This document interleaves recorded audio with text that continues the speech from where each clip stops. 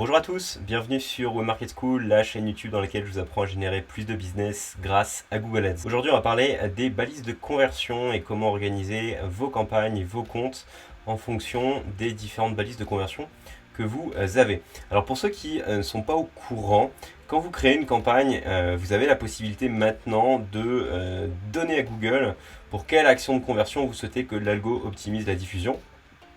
Donc vous sélectionnez votre campagne, vous allez dans la partie Change Conversion Settings. Et ici, vous allez pouvoir venir définir quelle est votre action de conversion pour laquelle l'algorithme doit optimiser la diffusion, surtout si vous êtes en Smart Bidding. Ça a vachement de sens. Donc là, on est sur un compte en lead gen, on a plusieurs thématiques, SCPI, panneaux solaires, isolation, climatisation, ballons solaires, etc. Enfin bref, il y a vraiment de tout. Donc là, on est sur une campagne panneaux solaires, donc on va avoir tendance à évidemment ne choisir que la diffusion pour les panneaux solaires, pour être sûr que notre algo n'optimise que pour les conversions panneaux solaires et pas pour des personnes qui veulent de la climatisation ou autre chose. Alors, de manière générale, je vous encourage vraiment à bien structurer vos actions de conversion par thématique. C'est une fonctionnalité qui est assez neuve sur Google Ads, ça a moins d'un an. Donc j'ai envie de dire, on est tous en train d'A/B tester là-dessus et en fait les opportunités sont sans limite. On a des business en génération de lead où on fait une conversion par exemple homme, une conversion femme, on fait plusieurs conversions selon en fait carrément des personas ou des segments de marché qu'on a. Donc là c'est typiquement le cas ici sur différents secteurs et ça permet d'avoir quelque chose d'un petit peu plus granulaire et de ne pas mixer les données de conversion entre les différents segments de marché qu'on peut observer. Donc de manière générale, je vous encourage vraiment avant de partir dans de la création un peu bête et méchante de vos conversions, de votre tracking, réfléchissez à comment est-ce que vous souhaitez optimiser ce dernier-là, comment vous souhaitez le construire, puisqu'ensuite ça permet vraiment d'orienter en tout cas les algorithmes de Google vers les bonnes choses. Généralement, c'est des choses que vous faites très bien sur Facebook Ads, puisque sur Facebook Ads, je pense que c'est peut-être un petit peu plus intuitif et en tout cas on avait la possibilité de faire ça depuis très longtemps. Quand on va sélectionner en fait un objectif de conversion sur Facebook Ads, vous allez choisir vous-même pour quel événement vous souhaitez optimiser vos campagnes. Donc en fait ça a toujours été le cas sur Facebook Ads et c'est assez inné, en tout cas pour ceux qui sont assez aguerris sur la plateforme. Sur Google Ads en fait, comme ça a moins d'un an cette fonctionnalité là, c'est pas encore bien utilisé. Et donc je vous encourage vraiment à faire attention à la manière dont vous créez vos conversions.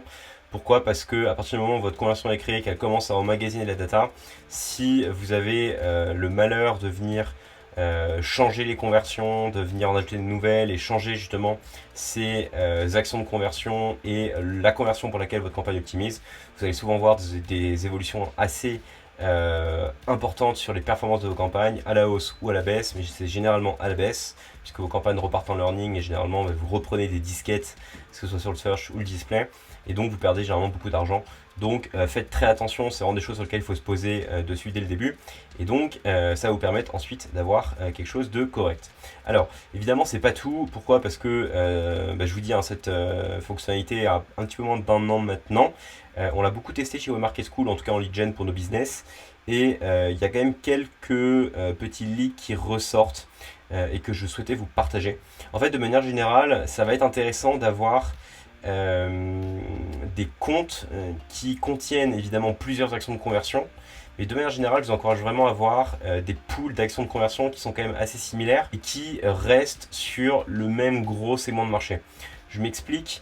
On a des sites sur lesquels on a plusieurs actions de conversion, donc on a la possibilité de venir souscrire sur nos offres via des formulaires, via des pop-up ou autre chose.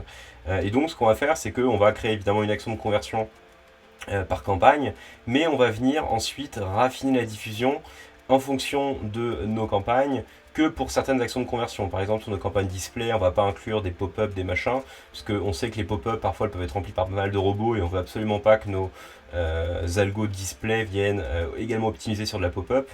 En revanche, sur le search, où on sait que c'est quand même plus qualifié, on va généralement mettre tout le monde, etc. Bref, on va venir en fait jouer selon les réseaux, selon les étapes du funnel de conversion de nos prospects, selon nos objectifs. On va venir combiner les audiences, créer des action sets, etc. et venir orienter l'algo vers les pools de conversion les plus pertinents selon nos objectifs. Donc ça, je vous encourage vraiment à le faire, à tester, ça va permettre vraiment de gagner en technicité sur l'outil. Par contre, ce qu'on a remarqué, c'est que typiquement ce type-là de structure, où vous allez avoir plusieurs segments de marché au sein d'un même compte, sur le long terme, ça va vous empêcher de scaler correctement. De manière générale, sur le search, c'est pas un problème parce qu'il y a très peu de chevauchement. Et en fait, le gros problème de ça, ça va être le chevauchement. Alors, le chevauchement sur le search, pas tellement, parce que généralement, ça va être des mots-clés qui sont assez différents les uns des autres, et vous allez pouvoir avoir une campagne search par thématique, là, ça marche très bien.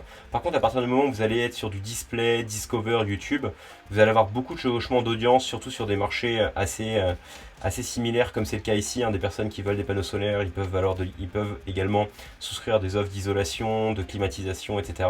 Bon, il n'y a que les SCPI où c'est un petit peu différent. Et encore, des personnes qui ont des SCPI, c'est souvent des personnes qui sont assez aisées, donc ils peuvent avoir des maisons et donc avoir besoin de panneaux solaires, etc.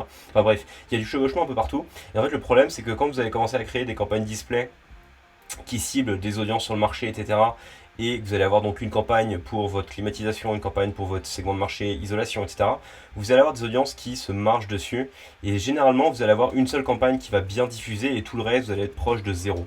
Et c'est là le problème, c'est que quand vous commencez à stacker les thématiques au sein d'un même compte et que vous souhaitez vraiment scaler, donc utiliser toute la panoplie Google, YouTube, Discover, etc., vous allez avoir des problèmes de diffusion sur des segments de marché et vous allez souvent sous-diffuser la plupart du temps sur certaines campagnes parce qu'il y a trop de chevauchement et donc en fait Google va généralement privilégier une seule campagne et mettre à la poubelle le reste. Ce qui est assez énervant parce que du coup ça bloque tout un apprentissage et toute une diffusion sur des segments de marché qui pourraient être profitables. Et surtout, si ça, en fait, vous vous rendez compte a posteriori, eh ben, vous avez des balises de conversion qui ont emmagasiné de la data sur des segments de marché sur le search. Mais du coup, ça vous sert plus à rien parce que vous n'êtes plus capable de scaler sur le display parce que vous avez déjà des campagnes display qui marchent très bien sur une thématique précise et Google ne vous redonne pas d'inventaire à côté.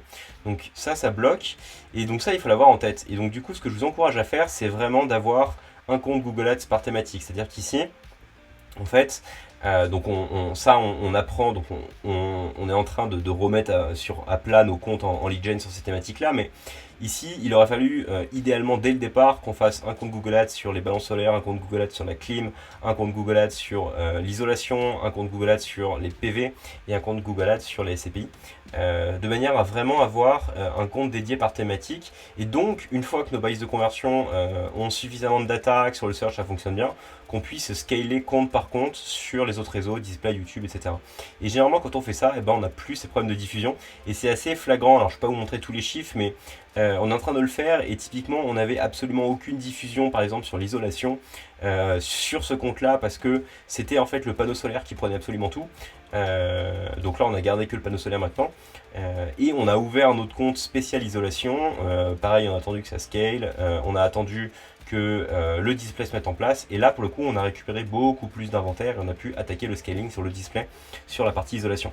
Donc en fait, c'est très très important que vous ayez encore ça en tête. La manière dont vous allez structurer vos comptes, mon meilleur conseil pour ne pas vous planter et devoir repartir à zéro à cause de ces problèmes de chevauchement, ça va être de créer un compte Google Ads par grand segment de marché que vous avez. Surtout si vous faites de la lead gen comme nous, où il y en a dans tous les sens, et il faut absolument avoir de la diffusion absolument partout, parce que sinon on a du manque à gagner, ou en tout cas on fait pas assez de leads, et donc du coup nos clients sont pas contents, etc. Et au sein d'un compte, bien différencier les différentes actions de conversion, et ne faire optimiser vos algos selon les différents réseaux que sur les conversions appropriées. Encore une fois, si vous avez comme nous plusieurs actions de conversion, des formulaires, des pop-up, etc. Selon les réseaux que vous utilisez, vous n'allez pas souhaiter utiliser du tout les mêmes actions de conversion pour nourrir vos algos. Voilà, donc si vous faites ça, généralement, vous allez vraiment avoir une très très bonne gestion de votre data et ça va vous permettre ensuite de scaler à fond vos comptes et d'avoir le max de diffusion.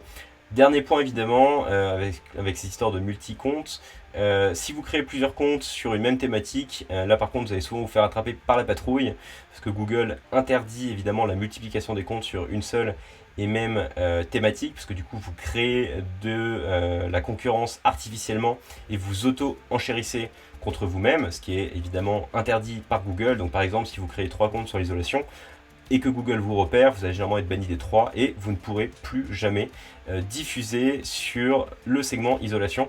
Et donc ça évidemment c'est très problématique si vous faites de la lead gen comme nous, parce que quand vous privez d'un secteur et que vous ne pouvez pas utiliser un acteur comme Google pour générer des prospects, ça peut clairement venir empiéter votre marge. Donc faites très attention à ça, attention aux multi-comptes, ne créez vraiment que des comptes sur des thématiques très distinctes et surtout un seul compte par thématique pour éviter les catastrophes. Alors il y a toujours des personnes qui arrivent à faire du multi-compte, mais honnêtement ça ne dure toujours qu'un temps et à la fin c'est toujours Google qui gagne là-dessus, il finit toujours par vous griller. Plus vous êtes subtil, plus généralement vous pouvez résister.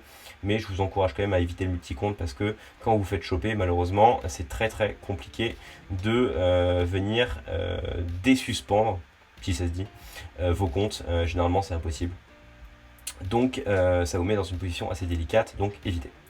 Voilà pour cette vidéo sur la gestion de vos balises de conversion. J'espère qu'elle vous a plu.